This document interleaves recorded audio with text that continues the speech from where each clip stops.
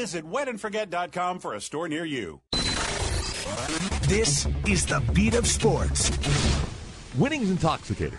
And when you get it, and when you get that it factor, that buzz that people talk about your team, we all love to be part of that bandwagon.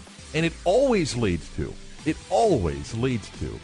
those moments where the people of power, whether it be a president, an AD, a football coach, ultimately must make decisions that become clouded. Well, what's the right decision of the troubled player? Well, wait a minute now. Is he a starter? Do we have a big game coming up? How important is it to our football team? You start to make decisions like we saw at Boise State with a player that may have had some issues. And we saw at Baylor, who had been a doormat for years in a conference that suddenly was among the better teams in the country.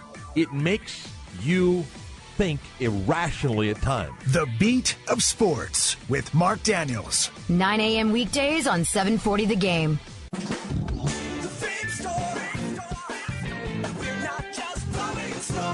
Orlando's #1 vape store. Special offer for all new customers at the 3 new Orlando area stores. Purchase a 12 milliliter of e-juice and receive a free starter kit. Visit thevapestooreonline.com for locations. Welcome to Late Night Parents. I'm your host, Ted Hicks. We have a weekly podcast where we sit down and talk with game changers in the sports, technology, education fields. We even do product reviews and giveaways. Why, you ask? Because we're all parents. So if you're ready for an up-close and personal look, then you can check out our podcast. New episodes are available every Thursday. Catch us on Facebook, follow us on Twitter. That's Late Night Parents. The site is latenightparents.com. We are Orlando's sports leader. 740 The Game.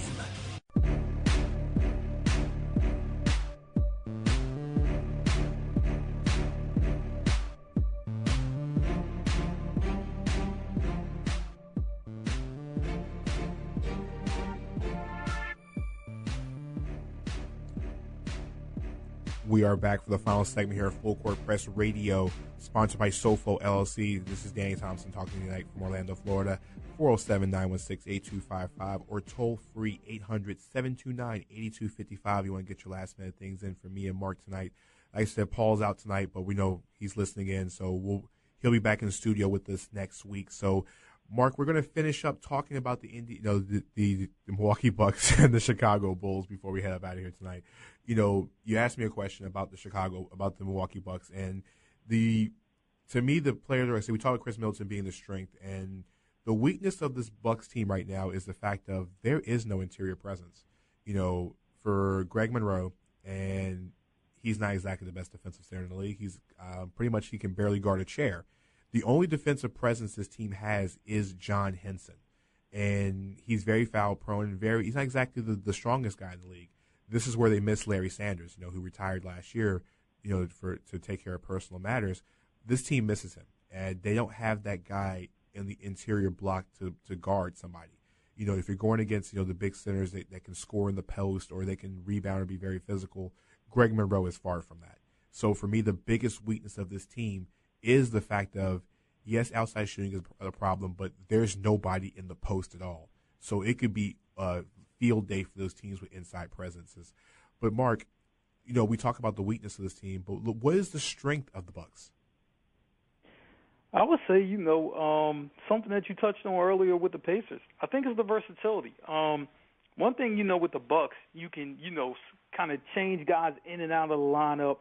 I always joke that I'm like, they have one point guard, one center, and 17 small forwards. But, seriously, though, these guys, really are very interchangeable. They can go play from the 4 down to the 3, and even, with Giannis, has sometimes played the 2 and the 1, even though I prefer him, at the 3 or the 4. But I'm just saying these guys are interchangeable. I think they have a lot of length. They can cover a lot of ground. If Jason Kidd implements a zone at some point, during the game, it's going to be tough, to get that ball, moving around there. So I think the versatility and the size, I think, is the strength of the team. Interesting. So we've talked about 4 of the 5 teams, and we talk about now the final team of the division, the Chicago Bulls. And, the Bulls for me last year was disappointing because they did not get to they didn't beat the Cleveland Cavaliers. They didn't live up to what they were supposed to. But the player for me to watch on the Bulls this year, if you're watching League Pass, I mentioned him earlier, is Bobby Portis. A guy Mark was very high on, and Mark got me sold on him after reading his article on FCPRadio.com and watching Bobby Portis play.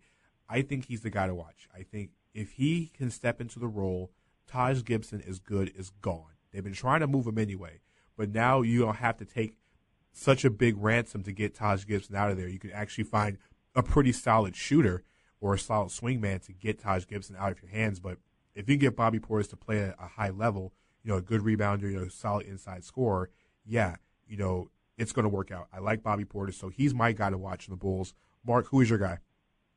I think I'm going to stay in the front court and go with Mirotic. This guy, I think really stepped into his own, late in the season last year. This is the reason, why, some of the guys you mentioned, like Gibson and Noah, have been involved, in trade talk rumors. It's kind of the reason why, because you have Gasol there. You just talked about Bobby Portis. You're talking about Mirotic. It's really such a loaded front court for those guys that you really can make a lot of different moves. But I think it's Mirotic. I thought he called on well. I thought he was able to play the offense well. I thought he was able to rebound well. I think he'll be a guy to watch in this offense moving forward. Okay, I like that going forward. And Mirotic is a good player. Had great spot minutes. When he started those games, especially when Gasol was hurt and Noah was hurt, just really did damage on both ends of the floor. So, Mark, we know about the Bulls, but in your eyes, what's the biggest strength of the Bulls this year? I would say, the biggest strength for the Bulls is probably, you know what I'm saying? I would say like this. I think the biggest strength, still relies on the front court, but I like the offensive versatility, that they have, particularly, with some of the young players. I think they have good offensive versatility. Paul Gasol, Jimmy Butler, Derrick Rose are back. I think that's going to help, and I think it's a good balance, between, the defensive teams, that Thibodeau had, before, before he moved on. So I would say, just the offensive versatility. I like that. Okay. Good call. And what do you think? Are the weaknesses?